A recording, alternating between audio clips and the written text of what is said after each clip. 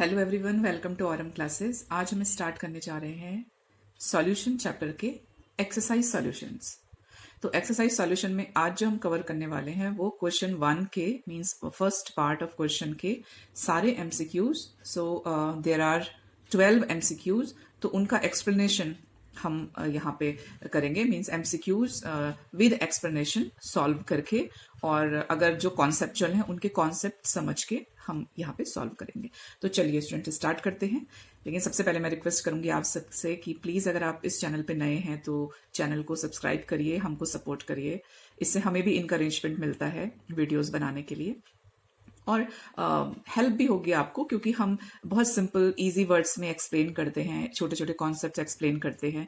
और अगर आप इनकरेज करते रहेंगे तो मैं और एक्स्ट्रा जो एमसीक्यूज और एक्स्ट्रा क्वेश्चंस भी बहुत जल्दी ही अपलोड करने वाली हूँ हर टॉपिक से रिलेटेड। तो चलिए स्टूडेंट स्टार्ट करते हैं। Question 1, the vapour pressure of a solution containing 2 moles of a solute in 2 moles of water. तो यहाँ पे एक तो हमको दिया है 2 moles ऑफ सॉल्यूट है और 2 moles ऑफ सॉल्वेंट, वाटर है यहाँ पे सॉल्वेंट।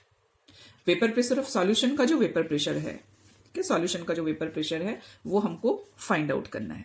तो ये हमको फाइंड आउट करना है सॉल्यूशन का वेपर प्रेशर, और वाटर का वेपर प्रेशर आपको दिया हुआ है। मींस P0 आपको P01 आपको दिया हुआ है वैल्यू। P01 की वैल्यू दी है 24 mm मरकरी पे।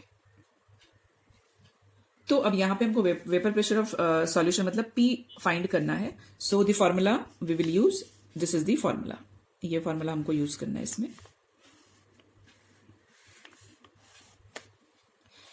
तो इस फॉर्मूला से हम सबसे पहले हम ये देखेंगे कि हमको x2 कैसे फाइंड करना है with the help of moles. तो वी नो दैट x2 का मोल से ये रिलेशन होता है। मोल फ्रैक्शन हम कैसे निकालते हैं, this is the mole fraction of solute. तो मोल फ्रैक्शन ऑफ सॉल्यूट के लिए हम क्या करेंगे, टोटल मोल्स कितने हैं सॉल्यूशन में, मोल्स ऑफ सॉल्वेंट कितने हैं, मोल्स ऑफ सॉल्यूट कितने हैं, और टोटल से हम जो सॉल्यूट के मोल्स हैं उससे मोल फ्रैक्शन कैलकुलेट करेंगे। तो मोल फ्रैक्शन कैलकुलेट करके यहाँ पे आ रहा है हाफ, तो x2 की वैल्यू आएगी हाफ, ठीक है। और ये वैल्यू पुट कर देंगे हम इसमें बस, और आप कैलकुलेट करेंगे तो you will get the answer. ये आंसर मिलेगा आपको 12 mm on the mercury. D option है। Second question, the colligative property of a solution is vapour pressure, boiling point, osmotic pressure, freezing point. तो सबसे पहले ये समझेंगे कि कॉलिगेटिव प्रॉपर्टीज क्या होती हैं। कॉलिगेटिव प्रॉपर्टीज फिजिकल प्रॉपर्टीज होती हैं जो number of solute particles increase और डिक्रीज होने पे जो इफेक्ट पड़ता है वेपर प्रेशर पे, बॉइलिंग पॉइंट पे और आपके फ्रीजिंग पॉइंट पे कितना पड़ता है, उसको डिटरमाइन करती हैं कॉलिगेटिव प्रॉपर्टीज।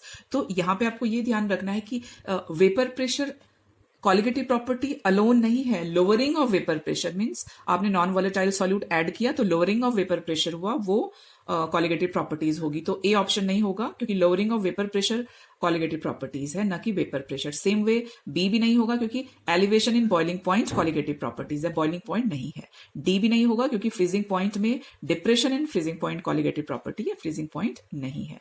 तो बचता है ऑस्मोटिक प्रेशर। तो ऑस्मोटिक प्रेशर भी नंबर ऑफ आपके सॉल्यूट पार्टिकल्स कॉन्सेंट्रेटेड सॉल्यूशन में कितने हैं उस पर डिपेंड करता है। तो आपका जो ऑप्शन होगा वो होगा सी, ऑस्मोटिक प्रेशर। तो ऑस्मोटिक प्रेशर हमने इससे पहले का जो वीडियो बनाया है, आप देखेंगे पूरे सॉल्यूशन के फॉर्मूलाज का एक वीडियो है। वो वीडियो आप जाके मैं अपने आई बटन पे क्लिक करके राइट हैंड साइड वीडियो के ऊपर आप देख सकते हैं, और या प्लेलिस्ट में जाके डायरेक्ट सॉल्यूशन की प्लेलिस्ट में जाके आप फॉर्मूला वाला सेक्शन दे सकते हैं। उसमें ये सारे फॉर्मूले जितने आपके इस एक्सरसाइज में आने वाले हमने बहुत अच्छे से एक्सप्लेन किए हैं। तो उसमें है कि ऑस्मोटिक प्रेशर क्या होता है। ऑस्मोटिक प्रेशर आपका सॉल्यूशन से का क्रिएट किया हुआ वो प्रेशर होता है जो कि ऑस्मोसिस की प्रोसेस को रोक देता है, ठीक है। तो वो ऑस्मोटिक प्रेशर है। तो कॉलिगेटिव प्रॉपर्टीज है ऑस्मोटिक प्रेशर। थर्ड क्वेश्चन में आता है, इन calculating osmotic pressure the concentration of solute is expressed in.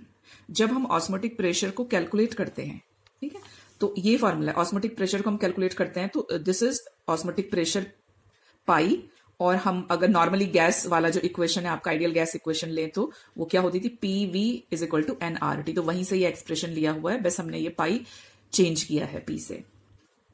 तो इसका PV का V जब आपके N के साथ डिनोमिनेटर में जाता है तो N मोल बाय वॉल्यूम क्या होता है, ये होता है कॉन्सेंट्रेशन, कैसा वाला कॉन्सेंट्रेशन? मोलैरिटी वाला कॉन्सेंट्रेशन।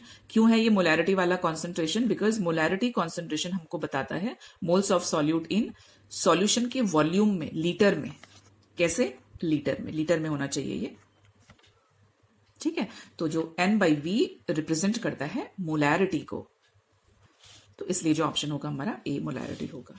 फोर्थ क्वेश्चन में आते हैं। Ebullioscopic constant is the boiling point elevation when the concentration of solution is। Question है कि इब्लियोस्कोपिक, अभी पहले देखेंगे कि इब्लियोस्कोपिक कांस्टेंट क्या होता है। इब्लियोस्कोपिक कांस्टेंट होता है बॉइलिंग पॉइंट एलिवेशन कांस्टेंट, ठीक है। तो इस केस में ये एक्सप्रेशन बनता है। अगेन ये फॉर्मूला भी हमने उस वीडियो में डिटेल में डिस्क्राइब किया हुआ है, तो आप जाके प्लीज देखेंगे वीडियो। तो यहां पे KB is boiling point elevation constant, this is boiling point elevation, ये आपका बॉइलिंग पॉइंट एलिवेशन कांस्टेंट है, और स्मॉल m मोलैलिटी है, this is molality.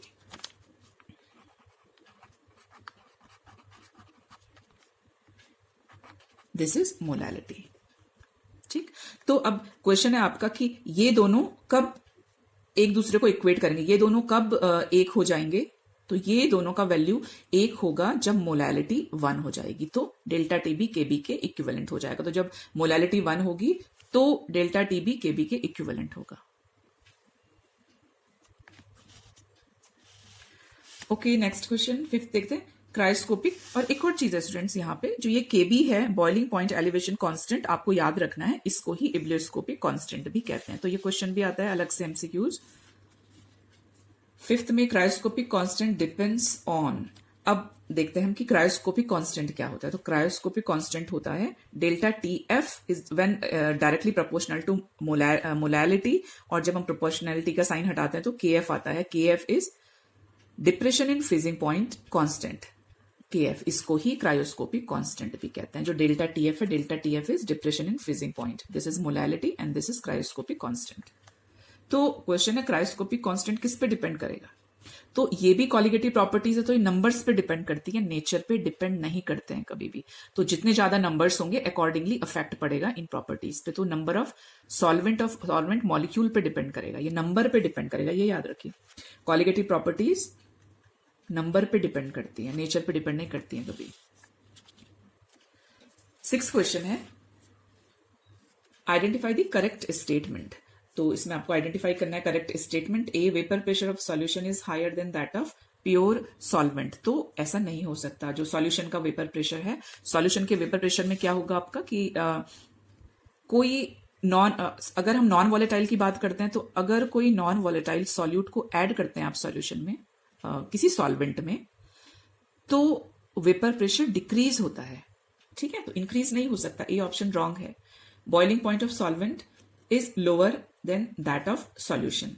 Yes, boiling point elevation होता है जब सॉल्यूशन होता है। प्योर कंपोनेंट का अगर बॉइलिंग पॉइंट लेंगे तो वो लेस होगा। इस स्टेटमेंट को आप ऐसे समझिए, boiling point of water is lower 100 degree Celsius होगा then that of solution. Water plus glucose, water plus sucrose, कुछ भी कर दो आप, अगर वाटर में आप कुछ ऐड कर रहे हो तो हायर हो जाएगा उसका बॉइलिंग पॉइंट। नेक्स्ट क्वेश्चन है, a living cell contains a solution which is isotonic with 0.3 molarity of sugar solution। तो concentration दिया है sugar solution का 0.3 molarity।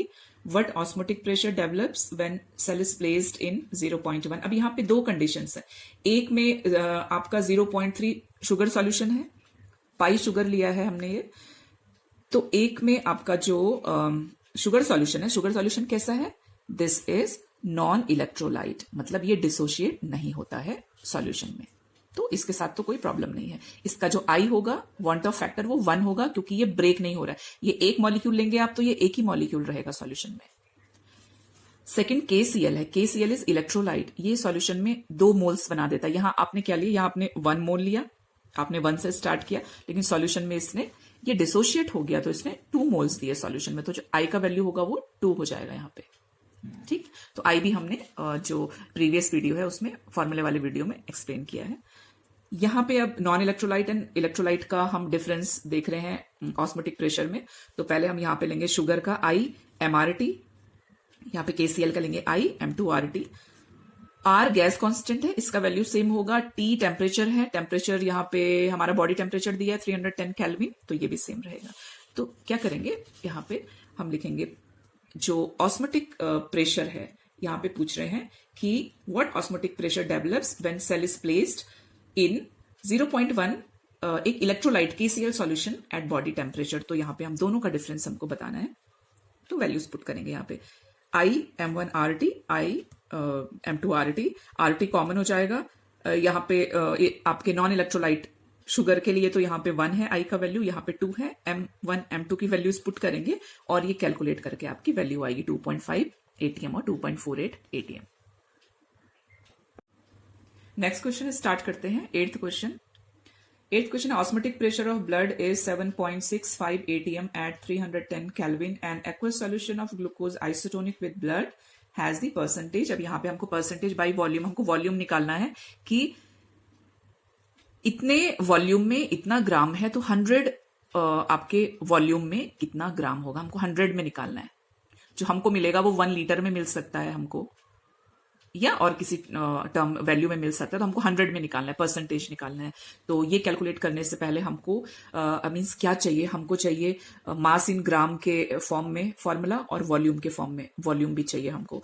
तो अब ऑस्मोटिक प्रेशर का फॉर्मूला हम देखते हैं, pi equal to NVRT। N आपको मालूम है N2, यहाँ पे ये सॉल्यूट के लिए होता है, N2 होता है ये वाला N, तो N2 इज इक्वल टू हो जाएगा W2 divided by M2, mass in gram divided by molar mass of solute.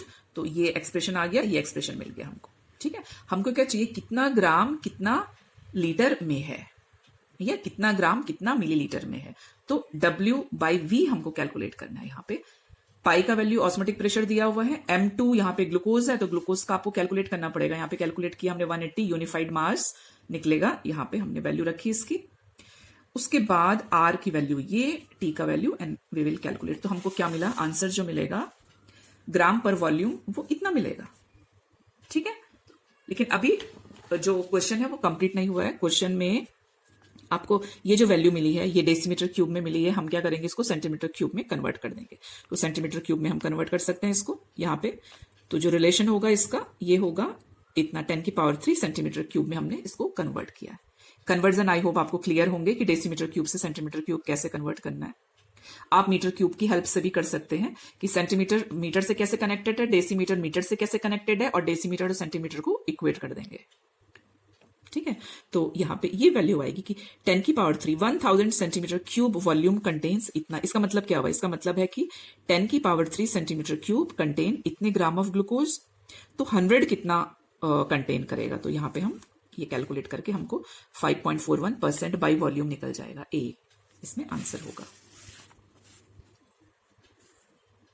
Next question है 9th question, vapour pressure of a solution is directly proportional to the mole fraction of solute. नहीं, बिल्कुल नहीं होते directly proportional, ये होते हैं inversely proportional. B होगा आपका ऑप्शन। कैसे होते हैं देखो, समझते हैं इसको। Vapour pressure of solute vapour pressure of solution is inversely proportional to the mole fraction of solute. मतलब आप किसी सॉल्यूशन में जितने भी मोल्स ऑफ सॉल्यूट ऐड करेंगे तो उतना वो वेपर कम बनाएगा, तो वेपर प्रेशर कम होगा, इसलिए वो इनवर्सली प्रोपोर्शनल होता है। राइट, मीन्स आप सॉल्यूट जितना ऐड करते रहोगे तो वेपर्स उतने कम बनेंगे, तो वेपर प्रेशर ऑफ सॉल्यूशन कम होगा, इसलिए वो इनवर्सली प्रोपोर्शनल होता है। And this is the relation, आप ऐसे रिलेशन इसमें देख सकते हो।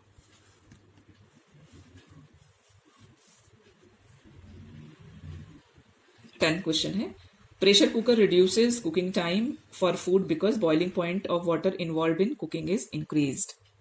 तो इसको समझते हैं, ये यही आंसर है, करेक्ट ऑप्शन यही है, boiling point water involve in cooking is increased. अब देखिए आप, ये एग्जैक्टली ये इन सबसे ही रिलेटेड है कि जब हम कुक करते हैं फूड को, तो फूड में कुकिंग में एक तरीके से क्या है, वो जो लिक्विड है वो एक सॉल्यूशन है, हमने उसमें ऐड किया है, वाटर में हमने ऐड किए हैं वो सारे कंटेंट जो कि नॉन वॉलेटाइल हैं। तो सॉल्यूशन का जो आपका वेपर प्रेशर होता है, या बॉइलिंग पॉइंट के टर्म में है यहाँ पे, तो बॉइलिंग पॉइंट के टर्म में हम पढ़ेंगे कि बॉइलिंग पॉइंट एलिवेट हो जाता है, बॉइलिंग पॉइंट बढ़ जाता है जब सॉल्यूशन होता है। तो कुकिंग में हमारी दाल है या हमारी सब्जी है, कोई वेजिटेबल है, वो सब क्या है, जब हम प्रेशर कुकर में कुक कर रहे हैं वो सॉल्यूशन है। तो बॉइलिंग पॉइंट इंक्रीज हो जाएगा। बॉइलिंग पॉइंट इंक्रीज होने का मतलब कि हमारे प्रेशर कुकर के अंदर इंक्रीज आपका हीट सप्लाई रहेगी, मीन्स इंक्रीज होती जाएगी। अभी अगर हम वाटर अलोन 100 डिग्री सेल्सियस पे हीटअप वो आपका बॉइलिंग स्टार्ट होता है, तो जो हमारा प्रेशर कुकर के अंदर का जो इन्वायरमेंट है वो 100 डिग्री रहेगा, लेकिन अगर आपने उसको सॉल्यूशन बना दिया तो और ज्यादा, more than 100 degree Celsius plus आपको इतना हीट एनर्जी सप्लाई होगी, तो जो कुकिंग होती है वो फास्ट हो जाती है। 11th है Henry's law constant KH for a gas methyl bromide is, value दिया हुआ है, KH की वैल्यू दी हुई है, बट इज सॉल्युबिलिटी हमको कैलकुलेट करनी है और इसका पार्शियल प्रेशर भी दिया हुआ है। तो ये सब वैल्यूज हमको दी हुई है, यहाँ पे बस वैल्यू पुट करनी है आपको। ये ध्यान रखना है, यहाँ पे इसका ध्यान रखना है। ये क्यों? क्योंकि आंसर आपको मोलैरिटी के टर्म में दिया हुआ है, तो आपको मोल पर लीटर आना चाहिए या मोल पर डेसीमीटर क्यूब आना चाहिए आंसर, तभी ये मोलैरिटी के टर्म में आएगा आंसर। तो मोल ATM -1 और दिस आप ATM कट हो जाएगा, मोल पर डेसीमीटर क्यूब मिलेगा आंसर, यही मोलैरिटी होती है, तो ये इसका आंसर होगा C। अब 12th क्वेश्चन देखते हैं। 12th क्वेश्चन में आपको यूरिया और सुक्रोज सॉल्यूशन है, दोनों का कॉन्सेंट्रेशन दिया हुआ है। यूरिया का कॉन्सेंट्रेशन है 0.1 और सुक्रोज का कॉन्सेंट्रेशन है 0.05 मोलैरिटी। तो अब आपको इनकरेक्ट फाइंड आउट करना है यहाँ पे। तो फर्स्ट जो स्टेटमेंट है, फर्स्ट स्टेटमेंट ट्रू है, क्योंकि osmotic pressure exhibit by urea का ऑस्मोटिक प्रेशर हाई होगा क्योंकि उसके मोल्स ज्यादा हैं 1 लीटर में, देन सुक्रोज के मोल्स कम है, तो A करेक्ट है। B, यूरिया सॉल्यूशन हाइपरटोनिक है, हाइपरटोनिक होता है जो ज्यादा वाला कॉन्सेंट्रेटेड सॉल्यूशन होता है, to sucrose solution, this is also correct. D देखते हैं, sucrose solution is hypotonic, hypotonic होता है जो कम कम मोल्स जिसके सॉल्यूशन के होते हैं, मतलब डाइल्यूट होता है जो, तो सुक्रोज सॉल्यूशन हाइपोटोनिक है यूरिया सॉल्यूशन के, तो इसमें C आंसर होगा कि दे आर आइसोटोनिक सॉल्यूशन। ये रॉन्ग है, दे आर नॉट आइसोटोनिक। ये सॉल्यूशन कैसे हैं? ये सॉल्यूशन है जो A, B और D में लिखे हैं, ये सॉल्यूशन ऐसे हैं। तो स्टूडेंट्स, आज के लिए वीडियो कंप्लीट होता है। आज हमने फर्स्ट क्वेश्चन MCQs कवर किए। अभी नेक्स्ट वीडियो में मैं second question answer the following in 1 और 2 सेंटेंसेस के क्वेश्चंस लेके आऊंगी। तो तब तक आप ये सारे वीडियोस देखिए, आप नोट्स बनाइए, नोटबुक और पेन लेके बैठिए, और प्लीज चैनल को सब्सक्राइब करिए, फ्रेंड्स के साथ शेयर करिए। Thank you.